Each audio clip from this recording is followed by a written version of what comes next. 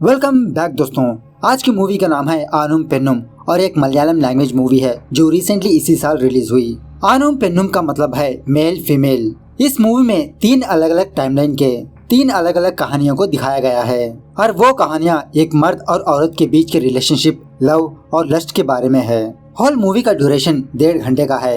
एक कहानी का ड्यूरेशन आधे घंटे के आसपास है और इन तीनों कहानियों में से मुझे दूसरी और तीसरी कहानी बहुत पसंद आई। It's very heart touching. तो दोस्तों वीडियो को पूरा देखना जरूर, बहुत ही अच्छी कहानियां हैं। तो चलिए बिना टाइम वेस्ट के लेट्स स्टार्ट। और उससे पहले लुटा दो प्यार, फॉलो इंस्टाग्राम। पहली कहानी का नाम है सावित्री और ये कहानी कुछ सच्ची घटनाओं पर आधारित है। ये कहानी हमारा देश आजाद होने के कुछ सालों बाद की है। कहानी की शुरुआत में ही एक लड़की को दिखाया जाता है जो फिलहाल कुछ पुलिस वालों से बचते हुए भाग रही होती है। थोड़ी दूर आकर वो लड़की पीछे पलट के देखती है तो ये लड़की ये देखती है कि वो पुलिस वाले इसका घर जला रहे हैं। और कहानी के दरमियान में हमें ये बात पता चलती है कि उस घर में इसके माँ बाप भी थे। उसके बाद ये लड़की भागते भागते किसी दूसरे गाँव जाती है, लेकिन वहाँ पर भी पुलिस कुछ लोगों को तलाश करती रहती है और ये लड़की पुलिस से बचती फिर रही होती है। इसी भागम भागी में ये लड़की किसी के घर में आ जाती है। ये एक औरत इसे देखकर पूछने लगती है, कौन हो तुम, यहाँ पर क्या कर रही हो? तो ये लड़की उस औरत से कहने लगती है, मुझे काम चाहिए। और वो औरत इस लड़की का नाम पूछने पर ये लड़की अपना असली नाम ना बताते हुए झूठा नाम इस औरत को बताने लगती है कि इसका नाम कोच्चिपारू है। उसके बाद उस घर की औरत कोच्चिपारू को अपने घर ले जाती है और उसी घर में रहकर उस घर के सारे काम करती रहती है। कुछ दिनों बाद राघवन नाम का एक बंदा अपने घर को लौट आता है और राघवन कोच्चिपारू को बहुत अजीब नजरों से देखता रहता है। उसी घर में एक बूढ़ा आदमी रहता है जो पैरालिसिस हो चुका होता है और ये बूढ़ा आदमी भी कोच्चिपारू को कुछ अजीब नजरों से देखते रहता है। लेकिन इसके बावजूद भी कोच्चिपारू उसी घर में रहकर उस घर के काम करते हुए अपनी जिंदगी गुजार रही होती है। कुछ दिनों बाद वासु नाम का एक बंदा इस घर को आता है और वासु इसी घर का बेटा होता है। इस घर में वासु एक लौता बंदा होता है जो एक जेंटलमैन होता है। मतलब वासु कोच्चिपारू को बुरी नजर से ना देखते हुए उसे दिल से चाहते रहता है। खैर एक दिन रात वासु स्नान करने के लिए किसी तालाब वगैरह जाता है तो कोच्चिपारू भी इसके साथ जाती है। यहाँ आने के बाद कोच्चिपारू अपने फैमिली के बारे में सोचती रहती है कि तभी वहाँ पर माधवन नाम का एक बंदा आता है। कोच्चिपारू को खोपचे में बुलाकर इससे कहने लगता है, पुलिस हमारे पार्टी के लोगों को बहुत बेरहमी से मार रही है। ये ऊंचे जात वाले हमें जीने नहीं देंगे और वो लोग हमें रोक भी नहीं सकते। तुम कुछ दिन यहीं पर रहो। ऐसा कहते हुए माधवन कोच्चिपारू को एक लेटर देता है और फिर से कोच्चिपारू से कहने लगता है, ये लेटर तुम कोच्चापी को दे देना। कोच्चापी तुम्हारे ही घर में काम करता है। कोच्चापी भी हमारे पार्टी का ही बंदा है। कोच्चापी ये लेटर हमारे पार्टी के दूसरे लोगों तक पहुंचाएगा। ऐसा कहने के बाद माधवन और कुछ लोग वहां से चले जाते हैं। उसके बाद मौका देखकर कोच्चिपारू अपने हाथ में गन लेकर उस बूढ़े आदमी के पास जाती है जो पैरालिसिस हो चुका होता है और उस पर गन पॉइंटेड करते हुए उससे कहने लगती है, इस गन से तुमने ना जाने कितने कम्युनिस्ट पार्टी के लोगों को मारा होगा। अब देखो तुम्हारी हालत क्या है। अपने मर्जी से अपना हाथ हिला नहीं सकते। आने वाले दिन हमारे पार्टी के ही होंगे। वहीं दूसरी तरफ जब कभी भी राघवन को मौका मिलता, राघवन कोच्चिपारू को इधर उधर टच करते रहता है। खैर एक दिन मौका देखकर कोच्चिपारू उस लेटर को कोच्चापी को दे देती है। यह होने के बाद कोच्चिपारू जब काम कर रही होती है तो फौरन वहाँ पर राघवन आकर कोच्चिपारू को अपनी बाहों में लेता है। कोच्चिपारू राघवन से दूर भागती रहती है। राघवन कोच्चिपारू से कहने लगता है, कुछ दिनों बाद हमारे घर में कथकली का डांस प्रोग्राम है। उस दिन सारे लोग उस प्रोग्राम में बिजी होंगे, लेकिन तुम हमारे घर के पीछे जो नाव है वहाँ पर आ जाना, हमें कोई भी नहीं देखेगा। खैर दूसरे दिन एक पुलिस वाला राघवन के घर आता है कुछ पार्टी शार्टी करने के लिए और इसी बातों ही बातों में वो पुलिस वाला राघवन को बताने लगता है कि मैंने रिसेंटली एक कम्युनिस्ट पार्टी वाले को बहुत तड़पा कर मारा। वो नजारा तुम्हें देखना चाहिए था। तो ऑफकोर्स वहीं पर कोच्चापी भी होता है। जब पुलिस वाला इस तरह से राघवन से बात कर रहा होता है तो कोच्चापी को बहुत गुस्सा आता है और थोड़ी देर बाद वो पुलिस वाला कोच्चापी को भाप लेता है। पुलिस वाला फौरन कोच्चापी को एक लात मारता है जिसकी वजह से कोच्चापी के पास जो लेटर था वो नीचे गिर जाता है। और जब वो पुलिस वाला उस लेटर को हासिल करने ही वाला होता है तभी कोच्चापी उस लेटर को खा लेता है। ये देखने के बाद उस पुलिस वाले को बहुत गुस्सा आता है और वो पुलिस वाला कोच्चापी को बहुत मारने पीटने लगता है। और इसी दरमियान में राघवन फौरन अपने घर के अंदर जाकर अपनी गन लाता है कोच्चापी को मारने के लिए, लेकिन वो पुलिस वाला राघवन को रोक लेता है और कोच्चापी को पुलिस स्टेशन ले जाता है। उसके बाद एक दिन रात माधवन और कुछ लोग कोच्चिपारू के पास आते हैं और माधवन कोच्चिपारू से कहने लगता है, अब यहाँ पर रहना खतरे से खाली नहीं है, जितना जल्दी हो सके तुम्हें यहाँ से निकलना होगा। और तभी ये चीज वासु देख लेता है। जब कुचिपारू घर के अंदर जा रही होती है तो वासु कुचिपारू को उन लोगों के बारे में पूछने लगता है कौन थे वो लोग। तो कुचिपारू वासु का दिमाग डाइवर्ट करने के लिए उसे किसी विसी करती है और डाइवर्ट करने के लिए उसके साथ कांड भी करती है। दूसरे दिन उस घर की नानी कुछ बच्चों को पांडवास के बारे में सुना रही होती है। थोड़ी स्टोरी सुनाने के बाद वो नानी अपनी पोतियों से कहने लगती है इसके बाद क्या हुआ ये जानने के लिए तुम आज रात कथकली देख लेना। थोड़ी देर बाद कुछ आर्टिस्ट राघवन के घर आते हैं और कथकली की प्रिपरेशन चलती रहती है। उसी दिन रात जब कुचिपारू अपने काम में होती है, राघवन कुचिपारू के पास आकर कहने लगता है जब कथकली का प्रोग्राम स्टार्ट होगा तुम हमारे घर के पीछे आ जाना, मैं तुम्हारा इंतजार करता रहूंगा। खैर थोड़ी देर बाद राघवन के घर में कथकली का प्रोग्राम स्टार्ट होता है और प्रोग्राम के दरमियान में कुचिपारू वहाँ से उठ के चली जाती है। कुचिपारू को जाता हुआ देखकर राघवन भी अपने घर के पीछे जाता है। अपने घर के पीछे आने के बाद राघवन ये देखता है कि कुचिपारू एक नदी के किनारे बैठी है और जब राघवन कुचिपारू पर हाथ डालता है तो एक्चुअली वो कुचिपारू नहीं होती, वो माधवन होता है। माधवन और राघवन के बीच बहुत हाथापाई होती है। फाइनली माधवन राघवन को बहुत बुरी तरह से मारने पीटने लगता है और जब कुचिपारू राघवन की गन लेकर घर के पीछे जा रही होती है तो कुचिपारू को वासु देख लेता है। वासु कुचिपारू को उसके नाम से बुलाने लगता है कुचिपारू। यह सुनने के बाद कुचिपारू वासु पर गन पॉइंटेड करते हुए उससे कहने लगती है कुचिपारू नहीं सावित्री, कॉमरेड सावित्री। अपना असली नाम बताने के बाद कुचिपारू वासु को बिना मारे माधवन के साथ उस नाव में चली जाती है। इस तरह से ये कहानी यहाँ पर दी एंड होती है। दूसरी कहानी का नाम है राची अम्मा।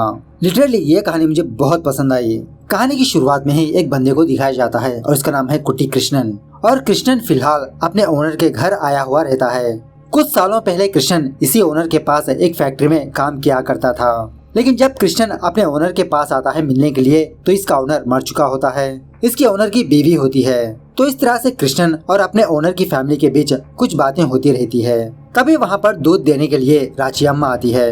राची अम्मा की आवाज सुनने के बाद कृष्णन खिड़की के थ्रू राची अम्मा को देखने लगता है। इस तरह से सीन फिर से फ्लैशबैक में जाने लगता है।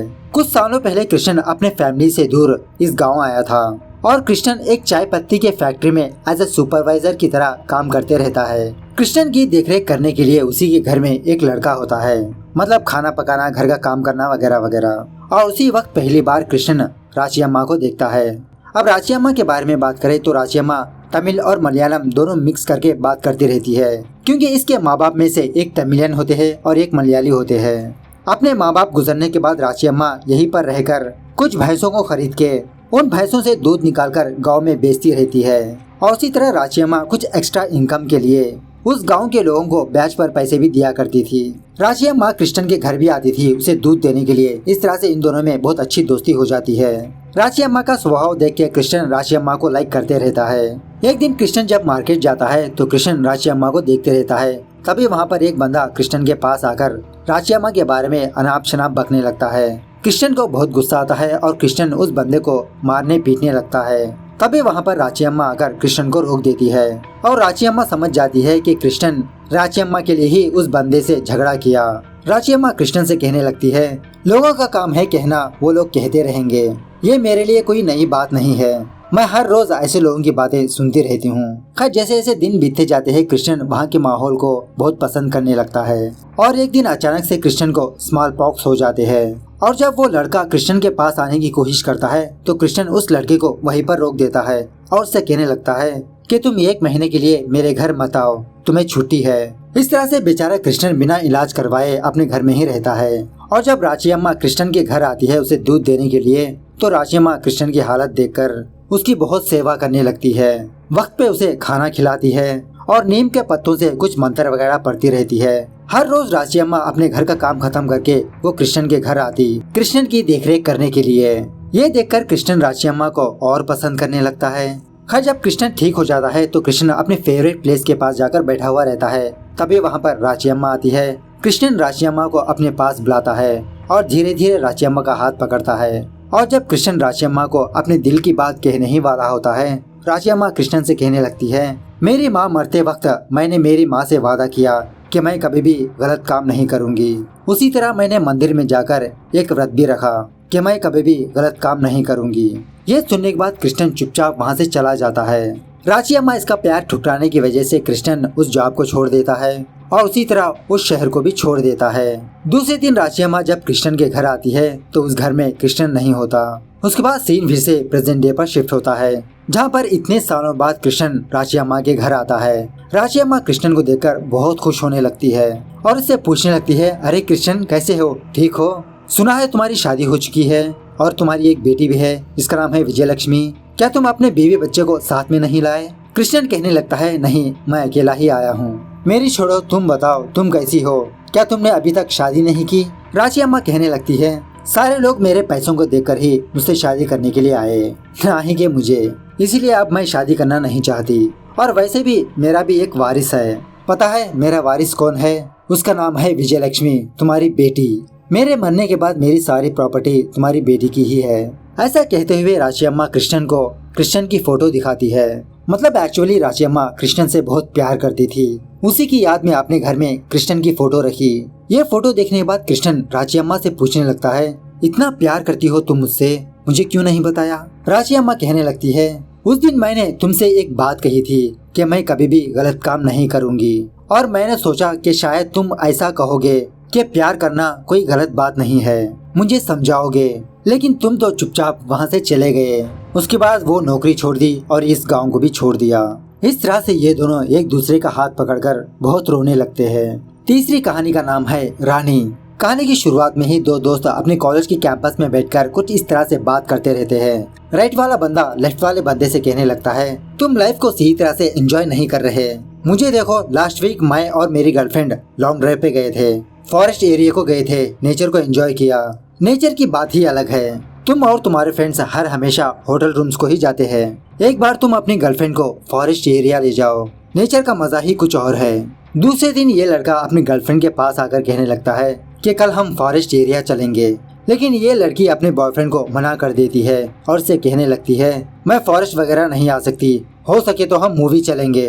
लेकिन वो लड़का अपनी गर्लफ्रेंड से बहुत रिक्वेस्ट करने लगता है, तो फाइनली वो लड़की हाँ कह देती है। उसके बाद ये लड़का उस लड़की से कहने लगता है, कल तुम जब बाहर निकलोगी तो अपने फेस पर मास्क पहन कर आना, क्योंकि कोरोना चल रहा है ना, पुलिस पकड़ लेगी। Just kidding. वो लड़की पूछने लगती है, क्यों? लड़का कहने लगता है, क्यों क्या, लोगों से बचने के लिए। अगर मेरे घर वाले देख लेंगे तो घर में बहुत प्रॉब्लम हो सकती है। लड़की कहने लगती है, अच्छा अब तुम मेरे साथ घूमने के लिए भी डर रहे हो? क्या सच में तुम मुझसे शादी करना चाहते हो, या घर वाले मना करने के बाद मुझे छोड़ दोगे? इस तरह से वो लड़की गुस्सा होने लगती है, लेकिन वो लड़का किसी भी तरह करके उस लड़की को मनवा लेता है। खैर दूसरे दिन ये दोनों अपनी बाइक पर फॉरेस्ट एरिया जाते हैं। इस नेचर को देखने के बाद ये लड़की बहुत खुश होने लगती है और उस नेचर को एंजॉय करने लगती है। इसी दरमियान में ये लड़का अपनी बाइक को पेड़ों के अंदर छुपा देता है ताकि कोई देख ना सके। उसके बाद ये दोनों पेड़ों के बीचों बीच जाके बैठ जाते हैं। यहाँ बैठने के बाद वो लड़की इस लड़के से पूछने लगती है, तुम्हें मैं पसंद हूँ या मेरा शरीर? इसके बदले में ये लड़का कुछ भी जवाब नहीं देता।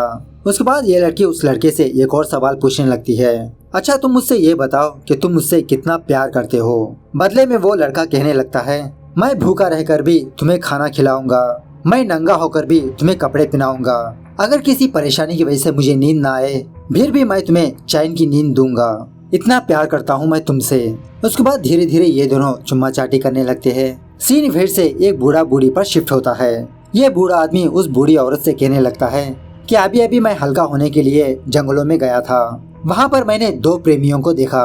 उन दोनों को देखने के बाद मुझे हम दोनों की याद आई। वो लड़की तुम्हारी जैसी ही बात करती है, तुम्हारे जैसा ही उस लड़के से सवाल पूछा कि तुम मुझसे कितना प्यार करते हो, और लड़की देखने में तुम्हारी जैसी ही है। इस तरफ इन दोनों में कांड होने के बाद यहाँ से जाने के लिए रेडी होते हैं, लेकिन वहाँ पर इन दोनों के कपड़े नहीं होते।